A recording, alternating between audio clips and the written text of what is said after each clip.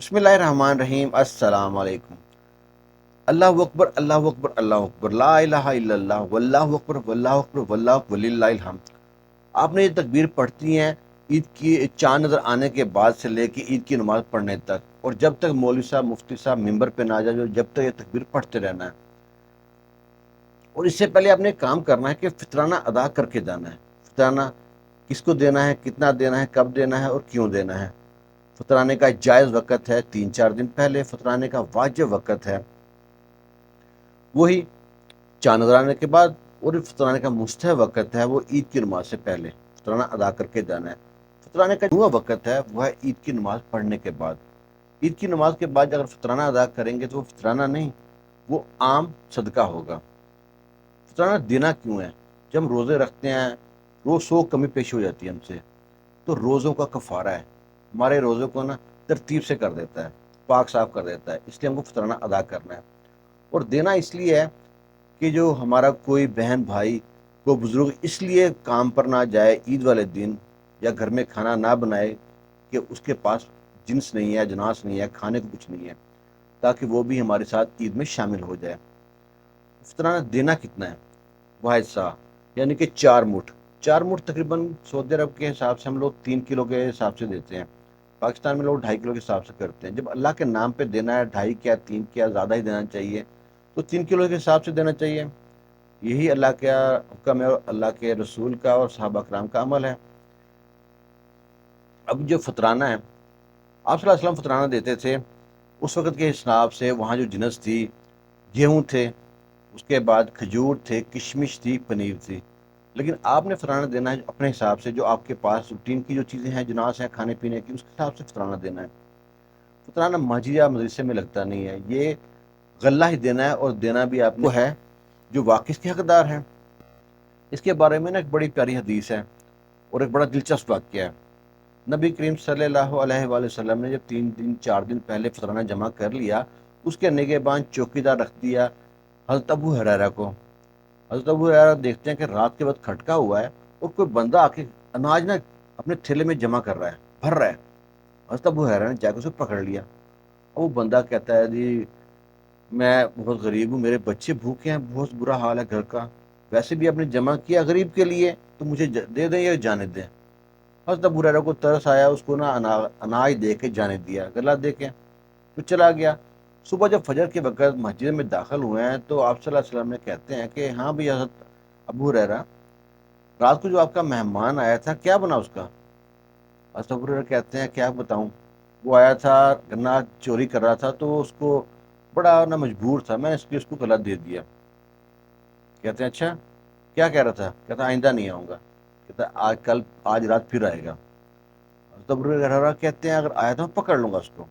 وہی بات ہوئی، رات کو پھر آیا، اس کے پہلے ہی پہرا دے کر رہے تھے حضرت ابو ہریرہ، اس نے پکڑ لیا تو کہتا ہے کہ نا دیکھیں جی، میں کل آپ سے وعدہ کر کے گیا تھا میں نہیں آؤں گا، پر میرے ان غلے سے اناج سے گھر کا بندوبست نہیں ہوا، بچے بھوکے رہ گئے، بس آج لے کے جاؤں گا، آئندہ نہیں آؤں گا، آپ کی مہربانی ہے، ویسے بھی تو غریبوں کے لیے ہے، آپ مجھ کو جانے دیں۔ حضرت ابو ہریرہ کو پھر اس پہ ترس آ گیا، پھر اس کو جانے دیا۔ پھر جب فجر کے ٹائم مسجد میں آئے تو آپ صلی اللہ علیہ وسلم کہتے ہیں ہاں بھائی حضرت ابو ہریرہ کیا بنا؟ آپ کے مہمان جو رات کو آئے تھے، وہ کہتا ہے جی وہ رات آخری بار آیا تھا، اب وہ نہیں آئے گا، وہ وعدہ کر کے گیا ہے، وہ بڑا بہت نا غریب ہے، وہ کہہ رہا ہے میرے پہلی رات جو غلہ چوری کیا تھا نا اس سے کوئی بندوبست نہیں ہوا، بچے بھوکے رہ گئے ہیں۔ نبی کریم صلی اللہ علیہ وآلہ وسلم فرماتے ہیں کہ وہ آج رات پھر آئے گا۔ حضرت ابو ہریرہ کہتے ہیں اس بار آیا تو میں اس کو نہیں چھوڑوں گا، سیدھا آپ کے پاس لے کے آ جاؤں گا۔ وہی بات ہوئی، رات کو وہ شخص پھر آیا اور غلہ اکٹھا کر رہا ہے۔ حضرت ابو ہریرہ نے جا کے پکڑ لیا اس کو، اسے کہا چلو بھائی آج تو تم کو میں نا نبی کریم صلی اللہ علیہ وآلہ وسلم کے پاس لے کے ہی جاؤں گا، تم نے مجھ کو جھوٹ بولا، ہر روز جھوٹ بولتے ہو۔ وہ کہتا ہے نہیں جی مجھ کو جانے دو، میں آپ کو ایک ایسی چیز بتاتا ہوں جو آپ کے بڑی کام آئے گی، آپ کو شیطان سے بچائے گی۔ وہ کہتے ہیں اچھا کیا بات ہے؟ وہ کہتا ہے جی یہ میں آپ کو آیت الکرسی دے کے جاتا ہوں، اس کو یاد کر لیں، یہ شیطان سے محفوظ رکھے گی آپ کو۔ حضرت ابو ہریرہ نے پھر اس کو جانے دیا، وہ گلا لے کے چلا گیا۔ پھر آپ جب فجر کے ٹائم نماز میں آئے تو آپ صلی اللہ علیہ وسلم کہتے ہیں ہاں بھائی حضرت ابو ہریرہ کیا بنا آپ کے مہمان کا؟ کہتے ہیں جی رات کو آیا تھا، مجھے ایسے کام کی چیز دے کے گیا کہ زبردست، کیا دیکھا گیا ہے؟ کہتے ہیں آیت الکرسی۔ اچھا، حتیٰ کہ آیت الکرسی آپ صلی اللہ علیہ وسلم نے پہلے بیان کر چکے تھے، لیکن قدرتی بات ہے کہ اس وقت حضرت ابو ہریرہ جو تھے نا محفل میں موجود نہیں تھے، انہوں نے نہیں سنا اس کے بارے میں۔ اب دیکھیں اس کا شیطان راوی بن رہا ہے آیت الکرسی کا۔